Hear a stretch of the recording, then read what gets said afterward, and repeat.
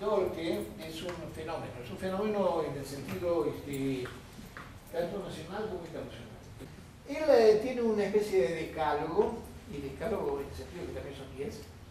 Él dice, el teatro no puede cambiar la realidad, el teatro es realidad. El número 2 dice, el teatro es necesariamente innecesario, por defecto, inofensivo y optimista. 4 dice, el teatro es un acto de celebración. Acá dice, los mayores enemigos, este es otro punto, los mayores enemigos del teatro son la solemnidad y la frivolidad. El otro punto es, el teatro no intenta decir, sino que dice. El teatro no debe transmitir ideas, sino inventarlas. El teatro, otro punto, el teatro no es importante. Al teatro solo le interesa el teatro. No es cierto que al teatro solo le interesa el teatro.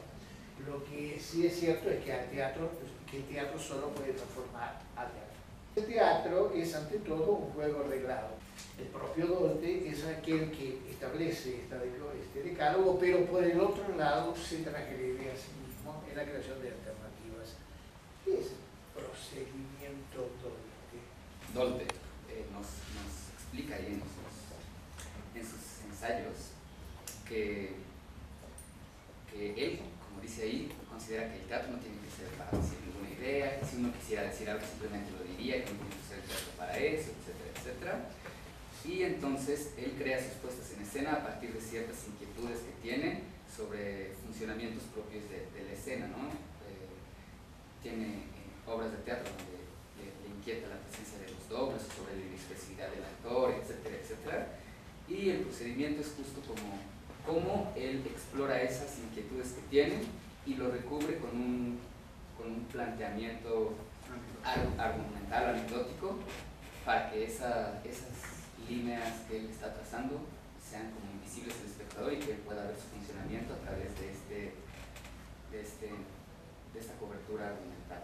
Me pareció una obra ficción que estaba tratando de hablar como de la deshumanización y de la humanización. Por cómo está escrito, corríamos el riesgo de caer en que no dijéramos, o sea, que de verdad no pasara nada. Nosotros lo leíamos y siempre era como un estar pensando, ¿no? Así, ¿pero por qué hacen esto? ¿Y qué es lo que actúa?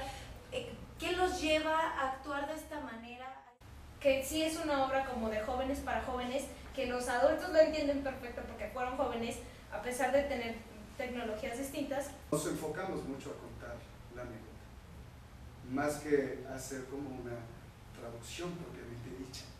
De hecho, Javier también dice en un momento dado por qué los actores tienen este afán de querer conocer al personaje si las personas ni siquiera nos conocemos a nosotras mismas, etcétera, etcétera. No sabemos qué es lo que va a pasar. Entonces yo lo que propuse, que nos llevó a muchos conflictos porque no estaban como tan de acuerdo muchas veces, es que ninguno de ellos conocía la obra completa, ¿no? Entonces conocían un cacho y conforme le íbamos montando les íbamos pasando las escenas que seguían, ¿no? Entonces a mí lo que me interesaba era ver que no se estuvieran anticipando y que no estuvieran pensando hacia dónde iba a